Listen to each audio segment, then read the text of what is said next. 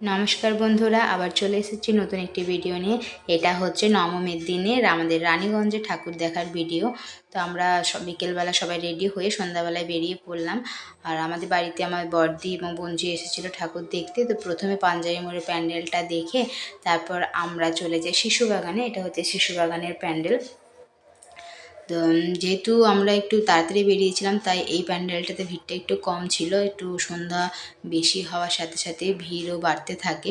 তো আমরা এখানে শিশুবাগানের প্যান্ডেল এবং ঠাকুরের মূর্তি দেখে নিয়েছি। তারপর এখান থেকে বেরিয়ে যাব। বেরিয়ে গিয়ে রানীগঞ্জের বাকি যতগুলো প্যান্ডেল হয় সেগুলো সব দেখব।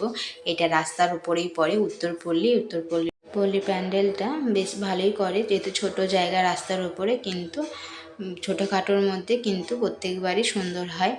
আর এর ভেতরের এটা হচ্ছে মূর্তি, সেটাও খুব সুন্দর হয়েছে। এখানে আরতি করা চলছিল সন্ধ্যাবেলা। তারপর আমরা উত্তরপল্লীর এই প্যান্ডেল থেকে বেরিয়ে চলে গেলাম রানীগঞ্জ রাজ হাই স্কুলের ভেতরে যে প্যান্ডেলটা হয় সেটা দেখতে। এটা স্কুলের ভেতরের মাঠটাতে হয়। এখানে ভেতরে গেলাম। এই যে এটা হচ্ছে গিয়ে রানীগঞ্জ রাজ হাই স্কুলের ভেতরে যে পুজো প্যান্ডেল করা হয়েছে, এটা হচ্ছে সেই মণ্ডপটা। এখানে বিউ একটু ফটোগ্রাফি করছিল, যেহেতু আজকে ওকে সুন্দর ফ্রকটা পরিয়েছি, যেহেতু বাড়ির কাছেই ঠাকুর দেখবো বলে আর গরম বেশি লাগবে না। তারপর আমরা ভেতরে গেলাম এখানে প্রতিমা দর্শন করার জন্য। তারপর এই যে ভেতরে হচ্ছে গিয়ে মায়ের প্রতিমা।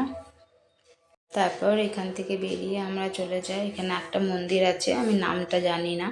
তো ওখানে মন্দিরের প্রত্যেকবারে ভালোই করে, মানে প্যান্ডেল কিছু হয় না, ওটা মন্দিরের ভেতরে একটু ছোট্ট মতো প্যান্ডেল করায়, কিন্তু ওখানে লাইটটা খুব সুন্দর দেওয়া হয়। তাই ওখানে ফটো তোলার জন্য বেস্ট জায়গা। অনেকে এখানে ফটো তুলতেই ম্যাক্সিমাম সবাই যায়। এটা হচ্ছে ভেতরে ঢোকার গেটটা। তো বেশ ভালোই সাজায় ফুল দিয়ে। আর এখানে খুব সুন্দরভাবে লাইট দেওয়া হয়, ফটোগুলো খুব সুন্দর আসে। আর এখানে আরেকটা জিনিস করেছে, একটা ছোট্ট দুর্গা প্রতিমা করা হয়েছে এই যে গরুর গাড়ির মধ্যে। এটা খুব সুন্দর লাগলো, একদম ছোট্ট।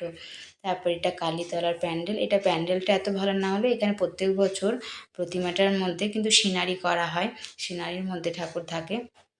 আর তারপরে আমরা ওখান থেকে হেঁটে চলে যাই রানীগঞ্জের ডালপট্টি মোড়ে 16 আনা মা দুর্গার প্রতিমা দেখতে। এটা আমাদের 1 মাস থাকে এই মূর্তিটা। 1 মাস পর বিসর্জন হয়, সেটা খুব সুন্দর দেখার মতো বিসর্জনের ওরা করে কার্নিভালের মতো। এই যে হচ্ছে আমাদের 16 আনা মায়ের মূর্তি। তারপর ওখান থেকে আমরা বেরিয়ে চলে আসি। এখানে আরেকটা মন্দিরের প্যান্ডেল করা হয়েছিল। তো এখানে বসার অনেক চেয়ার ছিল বলে এখানে কিছুক্ষণ বসা হয়। এই যে প্রতিমা দেখা হয়েছে। তারপরে এখানে আমাদের আসার আগেই আমার দিদি বিহু আর বারবি আগে চলে আসে, আমি আর বঞ্জি পরে আসি। তো ওরা বসেছিল আর আমরা মূর্তি দেখে তারপরে আমরা বসে পড়লাম। কিছুক্ষণ হাঁটতে হাঁটতে খুব গরম লাগছিল আর এখানে ফ্যান চলছিল, ঠান্ডা ছিল, তাই কিছুক্ষণ এখানে বসে রেস্ট নিয়ে নিলাম। আর গান বাজছিল তাই বিহু এখানে একটু নাচ করতে ব্যস্ত হয়ে পড়েছিল। তারপরে এখানে আবার বঞ্জি বিহুকে ফটো সেশন করার জন্য রাজি করিয়েছে, ও ফটোগ্রাফি করছিল। তো যেরকম পোজ বলছিল বিহু সেরকমই পোজ দিচ্ছিল ফটো তোলার জন্য। আবার দিদি যখন ফটো তুলে দিচ্ছে না তখন বলছে আরও ফটো তুলে দাও। তারপর ওখান থেকে আমরা চলে যাই স্টেশনের কাছে রেল ময়দানের যে প্যান্ডেলটা সেটা। এটা অন্য বছর খুব সুন্দর করে, এবছর এতটাও ভালো করেনি, কিন্তু তাও মানুষের ভিড়। আসলে দুর্গা পুজো তো মাত্র 4 দিনের, তারপরে তো আবার স্বাভাবিক জনজীবনে ফিরে যেতে হবে। তাই এই 4টে দিন মানুষ চায় একটু আনন্দ করতে, ঘুরে বেড়াতে, পরিবারের সাথে সময় কাটাতে। তাই এখানে মানুষের এত ভিড়, তাতে প্যান্ডেল যেমনই হোক না কেন। তারপরে এখানে বিহু তার মিমের সাথে হাত ধরে হেঁটে হেঁটে রেল লাইনের ওভারব্রিজটা ক্রস করছিল, কারণ ওই পারে আমাদের বাইকে রাখা আছে। তো এবার বাইকে করে আমরা চলে যাবো স্কুল পাড়াতে, ওখানে যে প্যান্ডেলটা করেছে সেখানে। তো যেহেতু একটা বাইক আর আমাদের এতগুলো মানুষ আছি, তাই আমার বর দুবার করে দিচ্ছিলো। আমরা কিছুটা হাঁটছিলাম আবার কিছুটা বাইকে করে যাচ্ছিলাম এইভাবে। তো এটা হচ্ছে স্কুল পাড়াতে। আমরা এখানে স্কুল স্মৃতি জড়িয়ে আছে, কারণ এখানে যখন অনার্স পড়তাম গ্র্যাজুয়েশনে তখন এখানে স্যারের কাছে টিউশন পড়তে আসতাম। আর পুজোর টাইমেও এসেছি, তো এখানে দেখতে পেতাম। আর এখন এমনি ঠাকুর দেখতে এসেছি। আর এটা একটা প্যান্ডেল যেটা রাস্তার উপরেই পড়ে, এটা দাঁড়াইনি আমরা, তো এখান থেকে সোজা চলে যাই মহাবীর কলোনিতে। এখানে মহাবীরের প্যান্ডেলটা এটাও ভালোই করেছে, কিন্তু আমার মনে হচ্ছে যেন গত বছরের প্যান্ডেলগুলো একটু বেশিই ভালো ছিল, তার তুলনায় এবছর এতটা ভালো হয়নি। তাও সব প্যান্ডেল প্রায় দেখা হয়ে গেছে। এবার এই মহাবীরের প্যান্ডেলটা দেখে এখান থেকে আর বাকি রইল গিয়ে আমাদের 3টে প্যান্ডেল দেখা। বাকি ওই 3টে প্যান্ডেল দেখে আমরা বাড়ি যাব।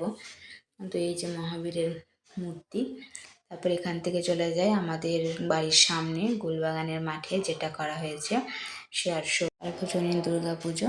এখানে আমাদের শেয়ারশোলে যে রাজবাড়ির রথ হয়, সেই রথের আদলে প্যান্ডেলটা করা হচ্ছে। আর এটা হচ্ছে ভেতরের মূর্তি, যেটা জগন্নাথের মূর্তির আদলে করা হয়েছে।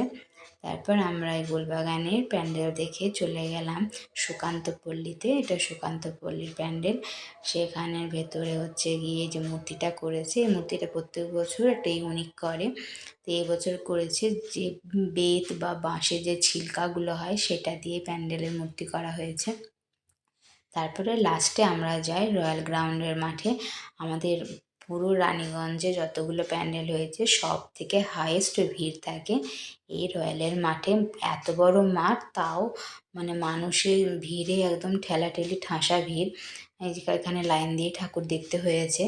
যদিও এর আগে ফাঁকা টাইমে দেখা যেত, কিন্তু আমি আসিনি, যেহেতু বাইরে বাড়ি ঠাকুর দেখতে গিয়েছিলাম। আর আমি এটা প্রথমবারই দেখছি। এই যে মানুষের ভিড়, তো ভিডিও করে করে এগিয়ে যাচ্ছিলাম। তো এত মানুষের এখানে ভিড় জমেছে যে ওখানে ক্লাবের মানুষরা বলতে বাধ্য হচ্ছে যে এখানে কেউ বেশিক্ষণ দাঁড়াবেন না, এগিয়ে চলুন। তো যাই হোক, এই প্যান্ডেলে একমাত্র বেশিক্ষণ দাঁড়াতে দেয়নি ভেতরে। ওই ভিডিও করতে করতেই ওই প্যান্ডেলের ভেতর থেকে আমরা বেরিয়ে এসেছি। তারপরে যে মেলাতেও প্রচণ্ড রকমের ভিড়। তো সেরকম আমাদের মেলাতে কিছু কেনার নেই, কিন্তু তাও ওই বেরোবার পথে মেলাটা পড়ছিল, তাই একটু এখানে ভিডিও করলাম। আর বঞ্জি এখানে দেখছিল হরেক মাল 25 টাকার জায়গায়, কিন্তু কিছু কেনা হয়নি।